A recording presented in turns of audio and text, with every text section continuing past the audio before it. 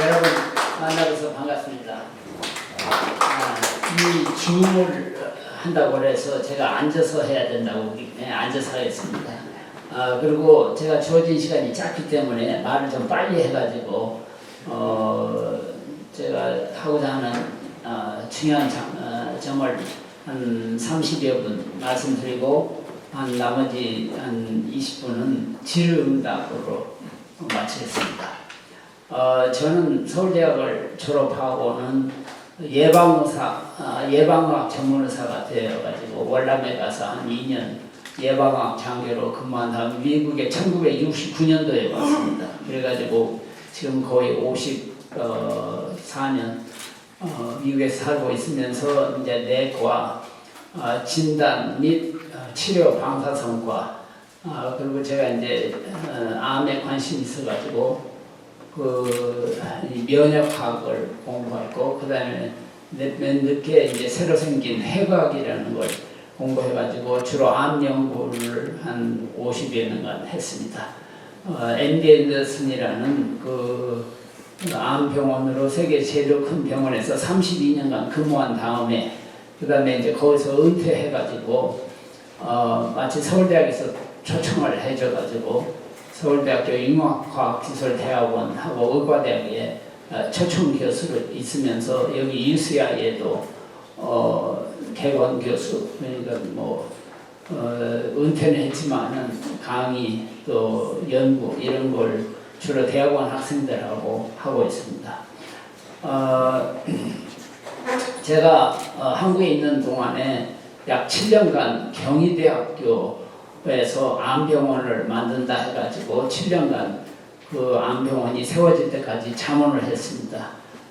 그 이유는 제가 이제 MD 앤더슨에서 있을 때부터 그 통합의학 치료라는 것이 이제 시작이 됐습니다. 그거 한 30년 전 얘기인데 서양 의학에서 그렇게 지난 50년 동안 각종 그 만성병, 특히 암에 대해서 엄청난 돈을 쓰고 연구를 했는데도 불구하고 지난 50년 동안 그 미국 국립 이제 암센터에서 발표된 것은 환자의 수명을 3개월 연장했다는 걸로 보고가 되어 있습니다.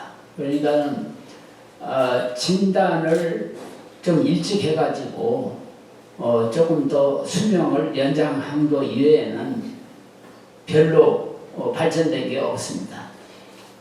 그러니까는 암 치료뿐만 아니라 모든 만성병은 거의 치료가 불가능하다고 생각하는 것이 옳습니다. 저도 연구를 하면 할수록 이 치료가 어렵다는 것을 확인할 수가 있었습니다. 왜냐하면은 그 병이 생기는 기전을 잘 알 수도 없고 또 그 연구를 해보니까 여러 가지 요인들이 복잡하게 연관이 되어 있고 그래서 어떤 한 치료로도 그 병을 완치할 수가 없게 되어 있습니다. 아시겠지만은 우리 몸은 정말로 묘하게 신비하게 창조가 되어가지고 우리 몸 안에 세포가 한 10조 개 있는데 그 안에 이제 세포 안에 핵이라는 게 있어요. 그 핵 속에 염색체라는 게 있어요. 염색체. 그 염색체 안에 이제 유전 물질이 있는데 그게 이제 핵산이라고 해가지고 그 화학적인 구조를 보면은 4개의 염기가 약 30억 쌍을 이루고 있습니다. 그런데 사람마다 그 4개의 염기 배열이 전부 다 다르게 되어 있어요. 그렇다는 것은 사람마다 이 성격, 성품이 다른 건 물론이고 그 몸 안에서 벌어지는 여러 가지 화학적인 반응이 다 다르게 되어 있습니다. 그래서 아무리 금실이 좋은 부부가 100년을 산다 해도 그 남남이지 절대 같을 수가 없게 되어 있습니다. 그리고 내 맘에 드는 사람이 절대 있을 수가 없게 되어 있습니다. 그건 기본적인 구조가 다르다는 건 그만큼 그 여러 가지 기능, 성질이 다르니까. 그래서 병을 고치기 힘든 거예요. 왜냐면 의사들이 그 사람마다 다른 점을 알 수가 없어요. 그게 다 다르니까 같은 병이라도 같은 치료를 해도 치료 효과가 천차만별로 다르기 때문에 치료를 하기가 거의 불가능해. 그리고 또 이 이제 그 핵산 DNA가 이게 RNA로 이제 변화가 돼요. 이제 트랜스크립션이라는 그 영어로 그런 과정을 통해서 변화가 되고, 그 다음에 그 RNA가 다시 우리 몸에서 필요한 여러 가지 호르몬, 효소, 단백질 이런 걸로 트랜슬레이션이라는 프로세스를 거쳐서 만들어져요. 그런데 그 만들어지는 물질들이 좋은 것과 나쁜 것이 동시에 만들어져요. 그게 그러니까 여러분 몸 안에 식욕을 높이는 호르몬이 있는가 하면 식욕을 떨어뜨리는 호르몬이 또 동시에 있어요. 암을 일으키는 물질이 있는가 하면 암을 억제하는 물질이 있어요. 그래서 암을 일으키는 물질이 높아지든지 암을 억제하는 물질이 적어지면은 암이 생기게 되죠. 그 밸런스. 그런데 뭐 모든 것이 이거 이제 영어로는 호메오스테이스, 균형, 평행 이렇게 하는데 이게 사람마다 다 달라요. 그래서 이제 암을 일으켰을 때 우리가 치료를 하면은 그 깨졌던 평행이 다시 원상태로 돌아오면은 그 치료가 잘 된 거고, 안 돌아오면 치료가 잘 못 된 거예요. 근데 연구를 해보니까 그 치료를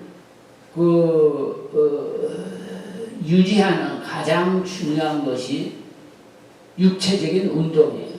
그러니까 늙어갈수록 운동을 못하면은 병이 더 생길 수밖에 없어요. 늙어갈수록.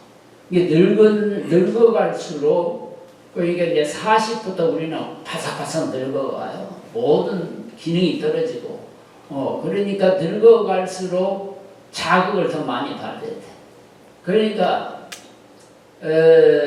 무슨 얘기지만 소크라테스니 뭐 이런 사람들이 그 악처가 있는데도 오래 살았어.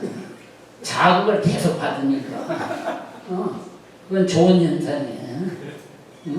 그러니까 설령 그렇지 못한 경우는 스스로 자극을 받도록 애를 써야 건강할 수 있고 오래 살 수 있어요.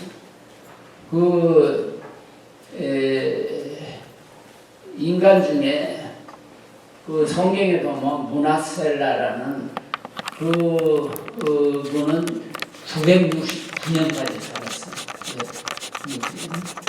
그런데 그 믿음의 조상인 아브라함은 한 250년 살았어.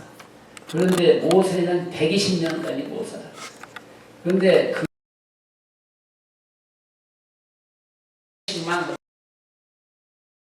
그런데 그 모세니 이런 사람들은 그 가나안으로 가면서 뭐 여러 가지 동물을 많이 잡아먹었어.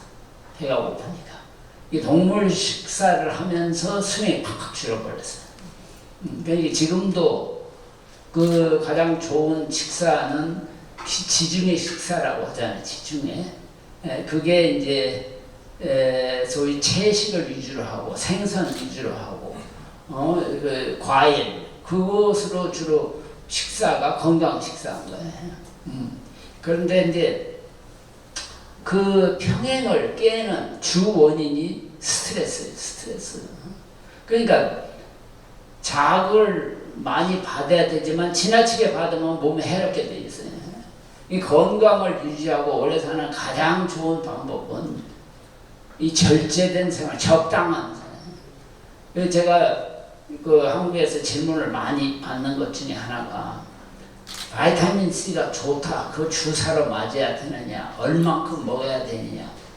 근데 원리는 우리 몸은 아무리 좋은 것도 지나치게 많으면 반드시 해가 되어 있어요. 바이타민 C는 산성이에요. 많이 먹든지 주사를 맞든지 하면 산성은 우리 몸을 해치게 돼. 우리 몸은 알칼리성이 돼야 건강하게 돼 있어요. 그러니까 이 채소, 생선 이런 건 전부 다 우리 몸에서 산성으로 돼 있어요. 그러나 고기 이런 건 다 알칼리성이에요.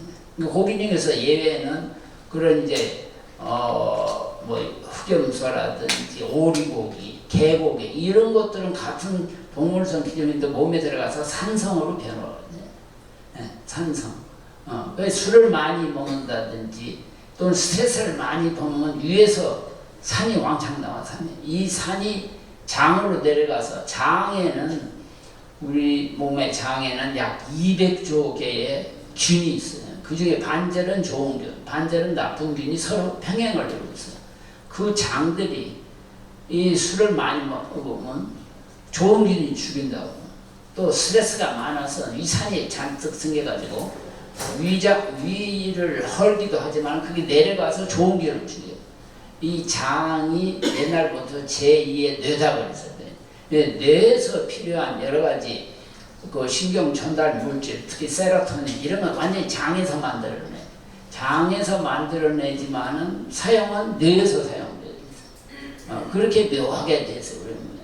그런데 이 신경을 쓴다든지 스트레스를 왕창 받으면은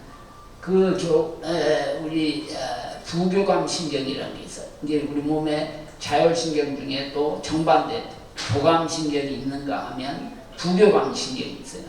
이 신경질 확 내고 이렇게 스트레스를 왕창 받으면 교감 신경이 작동해.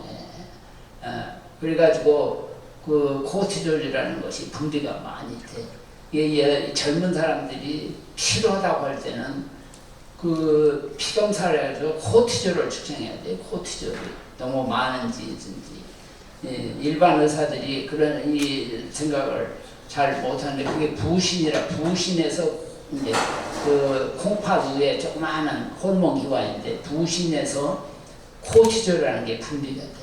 네, 그게 많이 분비가 되면 사람이 피로하게 돼 있어. 그래가지고 그 아드레날 퍼티그니스라고 영어로 진단이 나오는데 그게 굉장히 많아요. 그게 그러니까 여러분 중에 피곤해. 평소보다 이나 피곤할 때는 갑상선, 그 다음에 이런 부신, 이제 이런 것을 측정을 해야 돼. 피검사로. 어쨌든 이 스트레스를 그러니까 어떻게 자기가 스스로 이겨내냐 하는 것이 건강에 또 장수에 아주 가장 중요한 거예요. 이 스트레스를 받으면은 우리 몸 안에서 활성산소라는 게 엄청나게 증가돼. 원래 이제 우리 몸에서 산소를 안 만들어내. 공기 들어 마시면은 거기에 그 산소가 안에 들어가서 산화작용을 이렇게 모든 우리 세포 장기의 활동이 산화작용을 해야 돼서 거기에서 이제 부산물로 나오는 것이 활성산소야. 이게 O2라는 화학적인 O2가 깨져가지고 O로 나와. HO로 나올 수도 있고 O로 나오죠. 이것은 불안정해가지고 이게 우리 자체의 그 DNA를 파괴시키는 DNA. 그런데 심리적으로나 또 육체적으로 하여간 모든 이런 스트레스가 지나치면은 이 세포 안에 있는 마이토콘드리아라는 데서 그걸 왕창 만들어내. 그래가지고 우리 몸 자체의 그 DNA를 손상을 해요. 그러면 DNA에 손상을 입히면 바로 유전자의 변화를 일으켜요. 모든 병은 한 15%는 다 유전 변화로 생겨요. 이 암은 유전병이에요. 유전병이고 전신병이에요.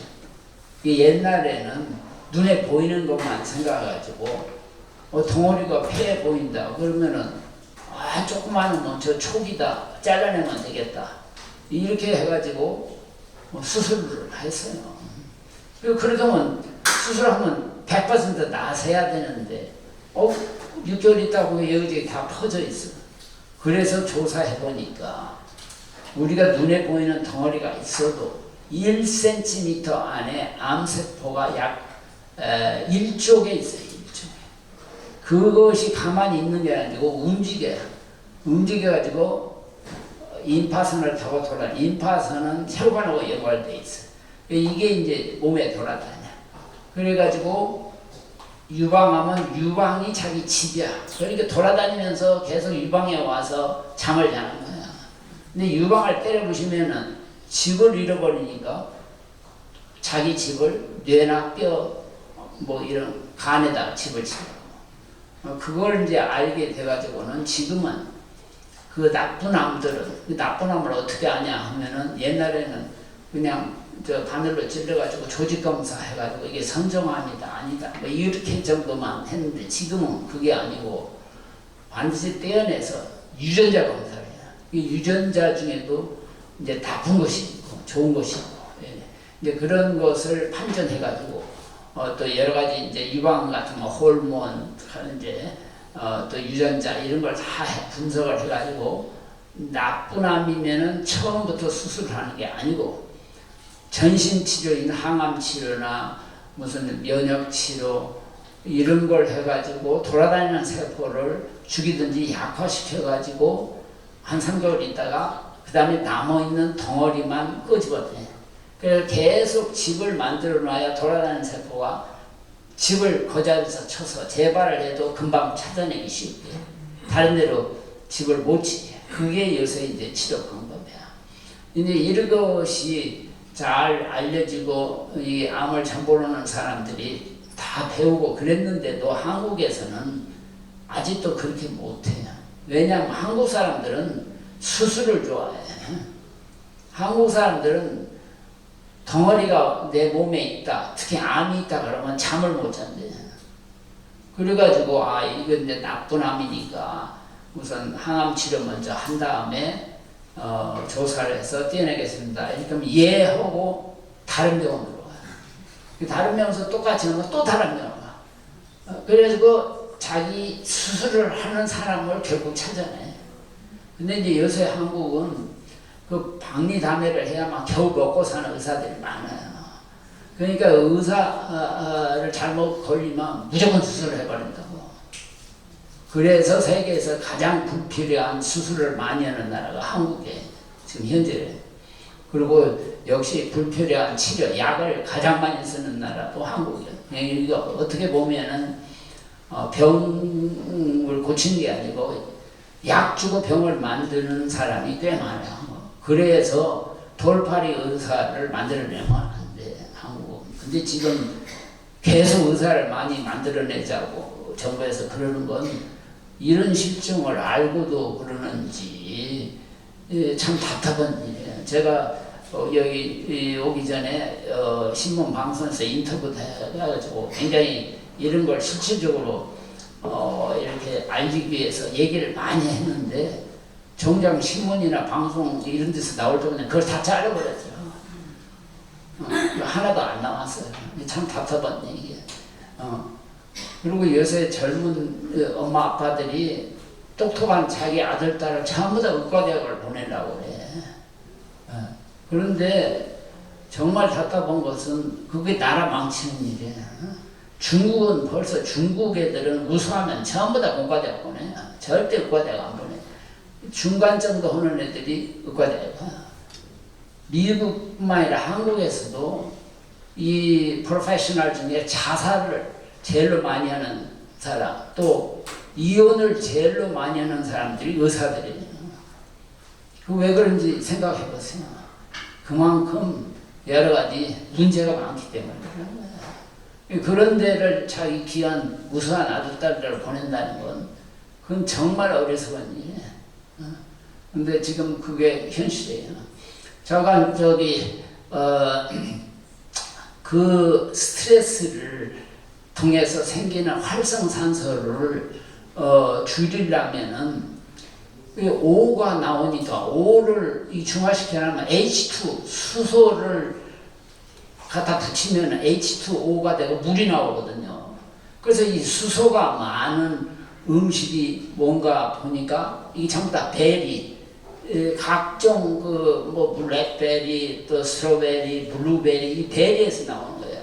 이 베리를 한 엄청나게 한 100개 이상 먹어야 겨우. 근데 그것이 또 흡수가 잘 돼야 돼. 그래서 지금 저 셀메드는 그 폴란드에서 그 베리, 제일 비싼 베리를 수입하다가 그것에다가 또 그 훅보이단, 여러분이 요 텔레비전에서 선전해서 알겠지만 훅보이단 저 플루톤 그 약국의 주인이 플루톤으로 살았다고 텔레비전에 매일 선전하던데, 그 훅보이단은 게 미역 다시마예요. 그 미역 다시마가 좋다는 건 옛날부터 잘 알려져 있잖아요. 그게 혈액순환도 좋고 여러 가지 뭐 그 조사해 보면 다 이렇게 건강에 좋은 이제 자료가 많이 있어요. 항암에도 좋고. 그걸 합쳐가지고 또 그 흡수가 잘 되도록 네노 파티클, 아주 20 내노미터라는 작은 깨알 같은 그런 걸로 만들어가지고 지금 여기서 샘플로 주는 거, 그런 거 마시고 먹고 하면은 흡수가 잘 되거든요. 굉장히 좋은 건강식품이에요. 그리고 이제 또 여러분이 아시겠지만 거북이는 최소 200년 살아요. 어떤 거북이는 1000년 산다고. 1000년을 살려면 병이 있어서는 살 수가 없어요. 이걸 일본 사람들이 연구를 많이 했어. 그래서 보니까 거북이들은 감퇴라는 걸 먹고 살아요. 감퇴. 근데 감퇴는 바다 밑바닥에 있는 거예요. 김하고 비슷해요. 저 해산물 일반적으로 또 이런 해초 이런 게 건강에는 좋다는 건 틀림없어요. 서울대학에서도 그 감퇴를 작년에 그 임상 그걸 많이 해보니까 굉장히 좋아요. 그래서 이제 지금 한국에서도 새로 요새 식품공학자들이 많이 그런 걸 연구를 해가지고 이렇게 회사를 만들어가지고 곧 이 알약 이런 걸로 만들어가지고 시중에 나온다 그러더라고요. 그러니까 그런 거, 그냥 평소에도 김, 감태 이런 것이 건강에 아주 좋은 것은 근데 또 신기한 것은 일본 사람들이 그 연구를 많이 해가지고 그런 게 일본 사람들이 그래서 제일 오래 사는 게 일본 사람들이잖아요. 그런데 요새 이제 한국도 굉장히 오래 살아. 그런데 이제 그 평균 수명은 일본 사람 84세인데 한국은 83이에요. 미국 사람은 78세예요. 미국 사람은 한국 사람보다 5년 빨리 죽어요. 네. 캘리포니아에 있는 사람은 5년 더 살아요. 캘리포니아. 왜냐? 이 캘리포니아 사람들은 이 비치를 어려서부터 많이 걷고 다녀요. 이 땅속은 땅은 이게 30가지 정도 그 이온이 있어요. 그 중에 이 H이온이 맨발로 땅을 밟으면은 우리 몸은 정기적으로 이 땅과 연결이 돼. 그래서 H2가 그 수소가 몸에 들어와서 그 활성산소 O하고 붙어가지고 물이 돼서 오줌을 많이 싸게 돼. 그래서 캘리포니아 사람은 한 5년 더 오래 살고 건강하게 살아. 근데 이제 제가 얘기하려는 것은 이 건강 수명이라는 게 있어요. 평균 수명이 아니라 건강하게 몇 살까지 평균적으로 사느냐. 근데 미국 사람은 73세야. 그러니까 78세가 평균 수명이니까 한 미국 사람은 한 5년 살다가 5년 고생하다가 죽는 거야. 아파서. 근데 한국 사람의 그 건강 수명은 그동안에 한 60세에서 65세였어요. 아직도 60, 한 7, 8세. 그러니까 10년 이상을, 15년 정도를 아프다가 죽는 거야. 한국 사람은. 이게 중요한 거예요. 근데 한국 정치가들은 그 얘기는 안 해. 그냥 평균 수명만 가지고 얘기해. 건강 수명을 끌어올려야 되는 건데, 그걸 못 올리고 있어요. 근데 최근에도 미국의 저명한 심리학자가 한국을 방문하고 방송 또 신문에다가 세계에서 가장 우울한 나라는 한국이다 그랬어요. 그리고 한국은 희망이 없다고 그랬어요. 근데 제가 봐도 그건 맞아요. 왜냐? 한국의 4명 중에 한 사람은 우울병 환자예요. 한국 사람. 그리고 한국에 여러분이 아시다시피 자살이 세계에서 제일 많은데, 자살. 이 한국이 지금 엄청나게 발전해가지고 자랑스러운 나라가 됐는데, 따지고 보면은 자랑할 게 못돼. 왜냐면 다, 이 환자들 뿐이니까. 병든 사람이 사는 나라니까. 그게 참 우리가, 정말 정치가들이 그걸 가지고 어떻게 하면 이걸 고칠까, 이걸 애쓰고 얘기하고 자꾸 그래야지.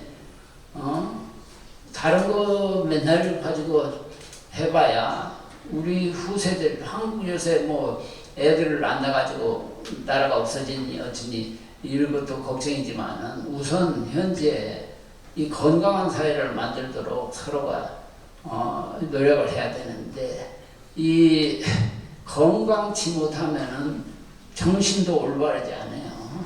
이 소크라테스는 그 사람들 2200년 벌써 그때부터 육체는 마음의 종이다. 그때부터 그래서. 그래가지고 이 육체는 우리 생각이 마음이 어떻게 달리냐에 따라서 피곤할 수도 있고 병들 수도 있고 건강할 수도 있다. 그건 정확히 맞는 말이에요.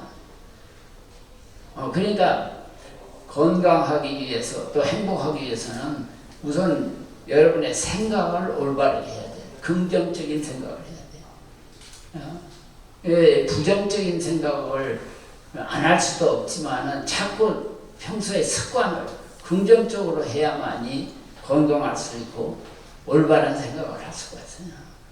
그리고 이제 예를 들면 진시 황제도 2200년 전 진나라 중국을 맨 먼저 통일한 황제인데 그 당시에 평균 수명이 한 30세뿐이 안 됐어. 근데 오래 살라고 벨제를 사해가지고 49세까지 살았어. 오래 살았지. 다른 사람에 비해서. 그런데 그 당시에 있던 공자, 맹자, 노자 이런 사람들은 다 80년을 살았어. 똑같은 해. 그런 사상가들은 굉장히 깊은 생각을 하는 사람이야. 이 깊은 생각을 한 사람들이 건강하고 오래 사는 건 널리 알려져 있어요. 특별히 잘 아시는 그 스티브 호킨스, 영국의 그 유명한 그 물리학자. 그분은 21살 때 루게그리그 디지즈라고 그래가지고 아마이오트로피 레드라 스케로시스라는 아주 뇌에 생기는 그 퇴행성 그 질환 중에 제일 나쁜 것이 그건데 온 전신의 근육을 마비시키는 거야. 근데 그걸로 3년 이상 사는 사람이 지금도 없어요. 근데 묘하게 그 병이 아주 드문 건데 요새 많이 생겼어. 그 한국 여자들이 많아, 그것도. 그런데 3년 이상 못 사는데 그분은 51년을 살았다니까. 51년. 그러니까 매년 기자들이 어떻게 다른 사람 다 주는데 당신은 이렇게 오래 살려. 그러니까 그분이 똑같은 얘기를 계속해서 나는 아침마다 일어나서 오늘이 마지막일 거다 생각해서 마지막 날에 뭘 할까를 이렇게 노트에 썼어. 그리고 이제 음악을 들으면서 깊은 생각을 오늘 어떻게 보낼까. 그 얘기를 계속 한 거예요. 그리고 넬슨 만델라도 아시다시피 그분도 사형 선고를 받아가지고 감옥소에 27년간 있다가 풀려나왔어. 그때도 기자들이 보니까 그냥 뭐 저도 텔레비전에서 그 나올 때 보니까 아주 건강하게 보이더라고. 그래서 기자들이 당신 어떻게 이게 죽지 않고 그렇게 건강하게 보이냐. 그러니까 그분도 똑같은 얘기예요. 자기도 매일 아침 오늘 죽을지 모른다. 오늘 하루를 어떻게 보낼까. 이런 데 깊은 그 생각을 해가지고 하고 싶은 편지 뭐 이런 것 쭉 하고 그리고 저녁마다 오늘 살았다는 감사의 기도를 하고 그것뿐이 한 게 없다. 그래서 조그마한 방에서 27년간을 살면서도 아주 건강하게 그 생각이 제가 환자를 치료하면서 봐도 이 처음부터 이 사람이 치료가 될까 안 될까를 처음부터 알겠더라고요. 왜냐면 한국 사람들이 세계에서 제일로 치료가 안 돼. 제일로 치료가 안 되는 것은 첫 번째 부모는 말을 안 들어. 의사 말이나 병원 말을 안 들어. 그러니까 두 번째는 그 먹고 마셔야 이게 이제 체력이 유지돼서 독한 치료를 받는데 먹고 마시지를 못해. 먹고 마시는 것은 마음이 편해야 돼. 마음이 이 근심 걱정에 쌓이는 사람은 절대 먹고 마실 수가 없어. 그러니까 한국 특히 여자 환자들은 온 세상 근심 걱정을 다 하고 있으니까 자기도 죽어가는데 자기 죽은 뒤에 남편이 어떤 여자가 될까를 미리 걱정하고 있어. 그러니까 치료가 될 수가 없죠. 그러니까는 근데 이 미국 사람들은 암에 걸려도 우는 사람들 본 적이 없어요. 그 왜 하느냐 물어보면 왜 울어야 되냐 거꾸로 물어봐.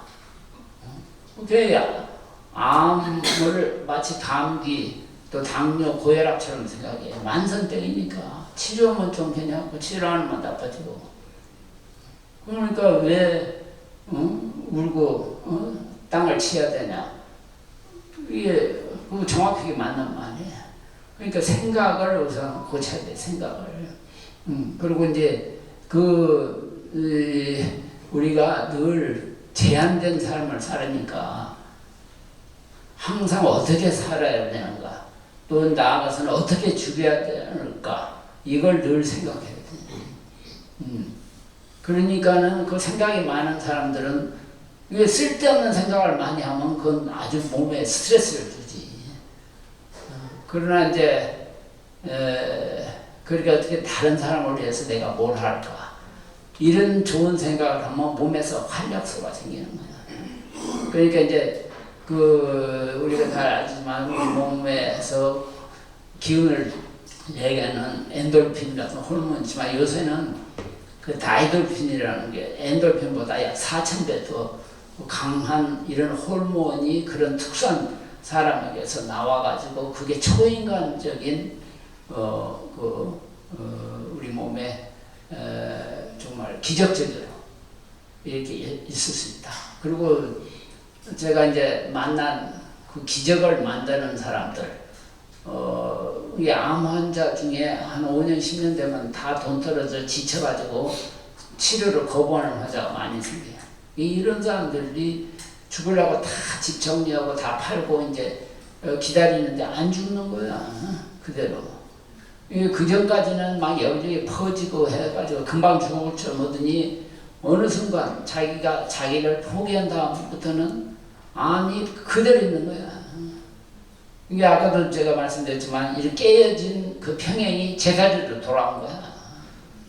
그러면 사진을 찍어보면 암은 그대로 있어요. 20, 30년을. 암이 가만히 잠자고 있는 거야. 이 바이러스가 우리 몸에 들어오면 절대 없어지지 않아요. 그냥 있는 거야. 바이러스가 특히 이제 이런 이제 신경에 들어가는 바이러스는 신경에서 그냥 자고 있는 거야. 몇십 년을. 그랬다가 그 환자가 아주 면역이 떨어졌을 때, 그야말로 피곤했을 때, 이런 때 그때 기어 나오는 거야. 바이러스도 못 고쳐요. 왜냐면 계속 살아나려고 변형을 해. 우리 암도 고치려고 애를 쓰면 애를수록 암은 더 악질이에요. 이게 오늘의 암하고 내일 암하고 달라요. 유방암도 유방에 있을 때하고 겨드랑이에 퍼졌을 때가 완전히 다른 암이에요. 그러니까 그걸 맞춰서 약을 만들 수가 없는 거야. 계속 변형을 하니까. 코로나19도 지금 플러트라는 병이 그 전에 있던 각종 이 계속 변형이 돼서 계속 나온다고 앞으로. 그러니까는 고칠 수가 없게 돼서. 그러니까 결국 우리 스스로 면역을 증가시켜 가지고 예방을 해야 돼. 이게 예방의 제일로 이제 아까 말씀드린 우선 식사를 건강 식사. 그 다음에 운동을 철저히 해야 돼. 이게 왜 운동이 중요한 거는 아까 말씀한 그 평행을 유지하는 게 중요해. 그리고 운동을 함으로써 여러 가지 혈류, 이 늙어가면서 각종 병이 혈관병이에요. 특히 모세혈관, 치매도 모세혈관병이 하나예요. 그러니까 이 혈류를 증폭시켜가지고 작은 혈관을 통해서 조직에다가 피를 많이 해야 돼. 그렇게 하려면 운동, 육체적인 운동, 뛰는 게 제일 좋지. 뛰는 게 제일 좋은데 약간 땀이 나게. 그리고 그렇지 않으면 늙어가지고는 뛰기가 쉽지 않아요. 그럼 걷기라도 많이 해야 돼. 그 다음에 따뜻한 물로 목욕해야 돼. 따뜻한 곳에 들어가면은 이게 혈관이 늘어나야 돼. 그럼 피가 많이 들어가. 그리고는 이제 그렇게 또 해야 잠을 잘 자. 잠을. 이 치매도 잠 못 자는 사람이 다 생기는 거야.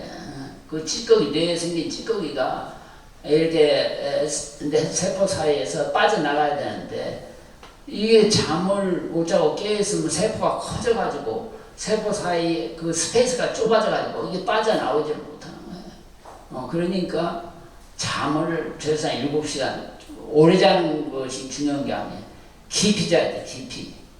그리고도 할 수 없이 서너 시간 만에 깨면은 다시 깊이 자든지 아니면 낮에라도 깊이 자가지고 우리 몸을 쉬게 해야 돼, 쉬게. 우리 몸은 반드시 쉬어야만 활동을 제대로 하게 돼 있어. 그러니까 한국 사람이 치료한다는 것도 중에 하나가 그냥 뭐든지 열심히 하려고 그래. 그러니까 한 5년 지나서 암이 재발 안 하면 낯은 줄 알고 옛날에 하던 버릇대로 공부를 열심히 밤을 새고 한다든지 또 뭐 일을 엄청나게 한다든지 그러다가 다 재발되는 거예요. 암을 20-30년 만에 재발되는 사람 저는 많이 봤어요. 5년이 문제가 아니에요. 일단 그 몸에서 유전자의 변이가 생겼으니까 어떤 환경에든 특히 그 피곤했을 때 이게 다 재발해. 암 일단 진단을 받고 치료한 사람들은 그걸 명심해야 돼. 그리고 물을 많이 먹어야 혈류가 증가돼. 물. 우리 몸은 70% 80%가 물로 되어 있어. 이 물을 많이 먹어야 되는데 한국 사람들은 이상스럽게 서양 사람에서 물을 아주 적게 먹어요. 이 치매도 물을 많이 안 먹으면 세포가 쪼그라들어요. 기능이 떨어져요. 그러니까 물을 목마를 때 마신다 그러면 이미 늦은 거야. 목이 안 마를 때 마셔야 돼. 그러니까 매 시간마다 미국 사람들은 여자들 핸드백에 보면 항상 물이 있어. 그냥 계속 마셔야 돼. 물. 건강하고 오래 살려면 물 마시는 것이 제일 중요해요. 그리고 또 이제 만성 그 염증이 대개 모든 병을 촉진시켜요. 특히 치매도. 근데 그 염증이 주로 어디서 하면 잇몸에서 잇몸. 이 안에 입 안에 500개 균이 있어. 그게 좋은 균과 나쁜 균이 섞여 있어. 근데 자꾸 저런 드럭스토어에서 사가지고 그 약물로 우가이 자꾸 하면은 좋은 균이 막 죽어버려. 그러니까 물로 시청해야 돼, 물로. 그러니까 화장실에 밤에 갔을 때 소변 보고 바로 한 잔 마시고 물로 그냥 계속 입을 헹궈내야 돼. 늙어갈수록 관략근들이 다 약해가지고 이 역류가 돼, 역류. 위에 산이 잘 때 많이 나와. 그게 거꾸로 식도로 올라와. 그래가지고 아침에 목구멍이 다 깔끔하고 어떤 사람은 햇바닥도 하얘. 부식이 돼가지고. 이런 사람은 역류가 심한 거야. 그런 사람은 반드시 벽에를 높이 해가지고 옆으로 자야 돼, 옆으로. 그리고 자꾸 물로 헹궈야 된다. 그렇지 않으면 그 염증이 다른 병을 다 일으켜. 심장병, 뇌혈관, 치매, 별거 다 일으켜. 그리고도 계속 아까도 얘기했지만, 이제 늙어갈수록 자극을 많이 받는데, 뇌운동 자극은 역시 책 읽는 게 제일이야, 책 읽는 거. 요새 그냥 젊은 애들이 전부 다 보는 거, 듣는 거만 하니까 뇌가 참 묘하게 이게 가장 숨 쉬는데 중요한 건 가운데 있어요. 뇌가 그건 미생물까지 다 똑같아. 근데 이 밑바닥에 주로 오강을 다루는 데가 처음에 생겨요. 그리고 한 20대가 돼야 이 전두엽이라는 거, 우리 사고, 인지 능력에 이게 전두엽도 피부부터 저 안으로 들어갈수록 더 깊은 사고에 연관되어 있어요. 근데 퇴화될 때, 이게 늙어가면서 보면은 거꾸로 여기서부터 퇴화돼요. 그러니까 한 7, 80 된 노인들은 어린애처럼 된 거예요, 뇌가. 그래서 이렇게 이성적인 판단을 못하고 어린애처럼 감정적이 돼. 노예화하고 고집이 세고 말 안 듣고. 그게 생리적인 현상이에요. 그러니까 중요한 그렇게 되는 사람은 중요한 일을 빨리 그만둬야 돼. 그러니까 학장, 병원장, 총장 이런 것은 절대 그런 사람이 하면 망친다고. 그게 우리 생리가 그렇게 돼 있기 때문에. 그걸 늦추려면 책을 많이 읽어야 돼. 모든 세계에서 역사상 성공한 사람의 가장 공통점이 바로 책을 많이 읽는 거야. 책을 많이 읽으면 이게 발달돼. 그 생각을 많이 하게 되니까. 전두엽이 발달. 지금 이제 시간이 어떻게 됐어요? 이제 조금 마무리해 주시면 좋겠어요. 그러면은 중요한 얘기는 제가 했으니까 질문을 받고 얘기를 계속합시다.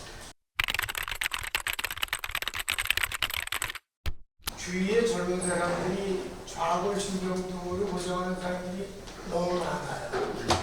우리 여기 박병현 총장도 CPL 오래 하다 보니까 우리 집사람도 그렇고, 근데 뭐 한방 가서 침도 많이 맞고 카이로프락터 가서 뭐 조정도 하는데 그게 날 수 있는 건지 그냥 거쳐 가야 되는 건지 뭘 좀 좋은 질문이신데, 흔한 병인데 이 좌골신경이라는 게 주로 요추에 이 신경 그 뇌하고 척추하고 그 중추신경 거기서 가닥이 이제 나와가지고 모든 장기에 퍼져가지고 기능을 조정하는데, 척추에서 이제 대개 늙으면은 협착증이 생겨요. 이 뼈가 늙으면은 약해져가지고 이 척추가 몸을 지탱하는 거니까 조금 무거운 걸 든다든지 뭘 하면은 이게 눌려가지고 짜그라들어가지고 그 뼈의 가장자리가 튀어나와. 그래가지고 그 가운데 구멍, 척추 신경이 나오는 구멍을 자꾸 쫀다고. 그래서 이제 수술로는 그걸 넓혀주기 위해서 그 뼈의 일부를 잘라버리지. 그 라미넥tom이라고 잘라. 그런데 이 아픈 것은 근육이 결국 경직돼서 아픈 거예요. 그 근육 안에 신경이 놀래가지고. 그렇지 않아도 늙으면은 이 근골력이 딱딱해져. 왜냐면 그 안에 섬유질 이런 것들이 막 없어지고 콜라겐이 빠지고 해서 이게 딱딱해져. 그러니까, 그리고 수술한 사람 반절은 더 나빠져. 척추 수술은 대수술만 안 해야 돼. 근데 한국은 그냥 막 하다 보니까 수술해가지고 더 아픈 사람이 더 많아야 내가 보니까. 그런데 그 물리치료를 통해서, 그러니까 이 경직된 근육을 풀어줘야 돼. 이게 따뜻한 물, 자꾸 마사지. 그러고도 아파도 이 아픈데 이제 통증약이 여러 가지 있어요. 셀레브렉스라는 약이 이런 이제 칵스2라는 그 유전자를 억제해가지고 통증을 적게 하는데, 그건 암에도 예방할 수 있어요. 이 셀레브렉스라는 약이 여러 가지로 좋아요. 옛날에는 비싼데 지금 안 비싼데, 그게 아스피린에서 나온 약이에요. 아스피린. 그런데 이 아스피린은 산성이니까 빈속에 먹으면 속이 쓰리지. 그렇지 않고는 그게 좋은 약이야. 그걸 먹고는 걷는 거, 특히 이제 수영을 할 수 있는 사람, 물속에서 걷는 거, 이런 걸 해가지고 자꾸 풀어줘야 돼. 다른 방법이 없어. 수술해도 더 나빠진다니까. 그리고 뼈 이미 튀어나온 걸 어떻게 하겠어, 다. 그러니까는 그 근육이 놀라면 근육을 풀어줘. 그리고 이제 그 인삼에서 나온, 한때 우리가 SD 주사라고 이제 있는데, 결국은 인삼으로 해서 만든 약이 있어요. 그게 지금 약침으로 나와 있어요. 그 약침으로 뒤에 허벅지 이런 데다가 그 주사를 쫙그 침을 놨더니 그게 말랑말랑해지더라고. 심지어 제가 아는 박우영 교수라고 경희대학 출신인데 독일에 가서 신경과를 해가지고 지금 세계적인 의사가 된 사람이 있어. 푸틴도 그 사람 환자야. 그런데 그분이 그 약침을 해가지고 이런 인삼에서 나온 성분을 계속 요새 증폭시킨 게 나오더라고. 그걸로 해가지고 36년 된 안진뱅이를 고친 걸 내가 비디오로 봤다고. 예수님이나 하던 것을 그분이 어떻게 했나 보니까 이 무릎 이런 힙 이런 데에 있는 근육들이 다 굳어져 버린대. 거기다가 약침을 수백 대를 놔가지고 계속 그러면 이게 주물르고 마사지 했더니 그게 말랑말랑해지는 거야. 이게 말랑말랑해지니까 물리치료사를 데려다가 막 이렇게 처음에는 크라치 같은 거 하고 걷고 이렇게 해가지고 결국은 그냥 스스로 걷게 만들었어. 그래 비디오를 보고 놀랬다니까. 그러니까는 제가 볼 때 그런 것은 이제 침도 맞지만은 침이란 건 신경을 자극시켜가지고 풀어주는 거지. 그것도 이제 도움이 되지만 그보다는 그 근육의 문제니까 근육을 풀어줘야 돼. 그러려면은 따뜻한 물에 담그고 마사지하고 그게 제일 좋고. 물론 이제 약하면서 운동 그리고 계속 그 가벼운 걷기 운동을 계속 해야 돼. 그렇지 않으면 또 마찬가지야. 또 다른 분 질문하세요. 아까 손을 많이 들으셨는데 예. 저 57세 남자고 지금 전립선암 초기에 걸렸거든요. 15%라고 하는데 다행히 저는 그 전립선암에 그 암세포가 80~90% 그 바깥으로 나가진 않았어요. 그래서 이제 그걸 가지고 한국에 있는 제 후배 닥터 친구한테 물어보니까 한국에 있는 친구들은 수술 반응이 좋다고 그러고 여기 있는 의사는 아직 나이도 적고 하니까 방사선 치료하고 약으로 치료하자 그렇게 이야기하고 있는데 어떤 게 더 좋은지 그것도 궁금하고요. 또 쉽게 이야기하면 그 키모테라피하고 방사선 치료하고 뭐가 차이가 나는지 그걸 잘 몰라서요. 그거 받으면 머리카락 빠진다고 하는데 저는 머리카락 별로 없기 때문에 그건 크게 상관하지 않거든요. 그렇죠. 네, 좋은 질문 하셨어요. 어떤 게 좋은지. 전립선암이나 갑상선암은 암 중에 아주 좋은 암이에요. 한 70% 정도는 내버려둬도 20년은 살 수 있어요. 아무것도 안 해도. 근데 이제 재수가 없이 그 10%는 아주 악성암이에요. 그러니까 이제 그 세포 조사를 해보면 금방 알아요. 아마 했을 거라고. 그게 이제 되게 선암인데 그 중에서도 분화가 잘 된 거, 그게 되게 70%예요. 그건 내버려둬도 20년은 간다고. 그러니까 지금 어떤 걸 해도 상관없어. 결과는 똑같아. 옛날에는 수술, 방사선 치료하면은 제일 문제가 수술하는 동안에 그 옆에 있는 신경들을 끊어버리니까 우선 성생활이 안 돼. 또 이 팔의 방광 밑에 붙어 있거든. 그걸 떼어내다가 그 요도를 구멍을 내. 그러니까 거기서 오줌이 새. 그래서 그 기저귀를 평생 차야 돼. 근데 그런 것이 문제였어요. 그런데 그게 한 25% 옛날에. 근데 지금은 그런 걸 사진이나 이런 걸로 정확히 알고 또 수술하는 사람, 이런 사람들이 굉장히 이제 그런 걸 조심하게 해서 한 5% 이내에 그 부작용이. 그리고 이제 방사선도 옛날에는 그냥 골반이 다 쪼여버렸어. 근데 지금은 그렇게 않고 컴퓨터로 해가지고 딱 그 전립선만 쪼여요. 전립선만. 그래가지고 그 옆에 부작용을 훨씬 줄여요. 근데 일반적으로 젊은 사람은 수술을 권해. 근데 지금 70세 이후는 다 방사선을 하게 돼 있어, 방사선. 근데 여기서 지금 아까 친구분이 말씀하신 건 정반대로 얘기하신 것 같은데, 예, 지금 그러니까 수술해도 좋고 방사선 해도 결과는 똑같아. 그런데 이제 수술은 금방 끝나버리지. 근데 방사선은 매일 조금씩 한 3주간을 해야 돼.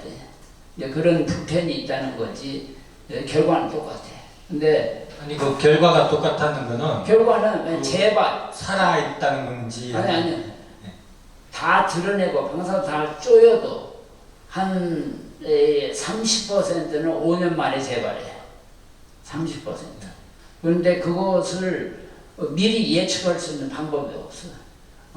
그러니까는 평소에 이제 PSA라는 피검사를 쭉 해가지고 조사해. 또 요새는 아주 특수한 사진이 있어요. PSMA라는 그 특수한 사진을 찍어서 아주 재발. 그러니까 벌써 피검사에서 PSA가 올라가기 시작하면은 정상이라도 올라가기 시작하면은 그 남자코가 잘하는 거예요. 그런 사람은 그 특수한 사진을 찍어서 어디에서 재발됐나. 그래가지고 다시 수술도 할 수 있고, 대개는 그 옆에 임파선에서 재발해. 근데 뭐 염려하실 거 하나도 없어요. 그 암으로 죽는 사람은 아주 재수 나쁜 사람만 죽으니까 염려하실 거 없고, 뭐 수술을 하고 싶으면 수술, 방사선 하고 싶으면 방사선, 아무거나 해도 좋아요. 근데 제 그 위치가 망각하고 너무 많이 붙어서 수술을 하게 되면은 재수 없으면 평생 어좀 다 그래. 그러니까 수술 경험 있는 사람한테 해야지. 근데 그런 거 염려되고 신경 쓰면은 방사선 하시라. 방사선도 뭐 결과는 똑같아. 그 재발하는 빈도라든지 부작용 똑같아. 근데 이제 그 방사선이 세 가지 종류가 있어요.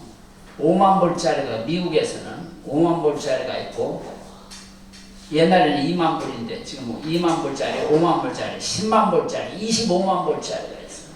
결과는 다 똑같아. 그런데 한국 사람들은 다 25만 볼짜리 한다고. 그게 양전자 치료예요. 양전자. 이게 절대 그거 할 필요가 없어요. 그런데도 그렇게 제가 설명하는데도 2만 볼짜리 안 해요. 다 25만 볼짜리야지. 그러니까 그게 한국 사람이에요. 미국 사람들은 이렇게 설명하면 2만 볼짜리 한다고. 결과는 다 똑같아요. 왜 그게 다냐? 기계가 다 값이 엄청나게 달라요. 그 컴퓨터를 사용해서. 그러나 그 결과는 다 똑같아요. 그러니까 뭐 방사선 치료 하자 하면 IMRT라고 써요. Intensity Modulating Radiation Therapy, IMRT. 그거 하시면 돼요. 그게 5만 불짜리야. 또 네, 다른 감사합니다. 네. 예.